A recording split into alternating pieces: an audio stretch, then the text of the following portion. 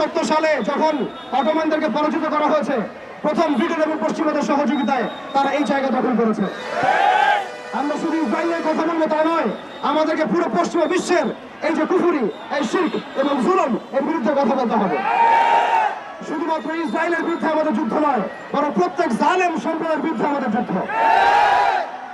এবং এই বাইতুল মুকাদ্দাস জয় করার পর বিগত 100 বছরে তারা দফায় দফায় কতগুলো যুদ্ধ করেছে মুসলিমদের সাথে, কতগুলো ভাইকে শহীদ করেছে, কতগুলো বোনকে ধর্ষণ করেছে, কতগুলো বাচ্চাকে তারা হত্যা করেছে, এটা কারোরই অজানা নয়।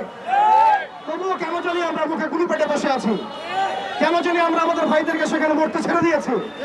চারপাশে 22টার মতো রাষ্ট্র আছে, কেউ এক পা এগিয়ে আসে না।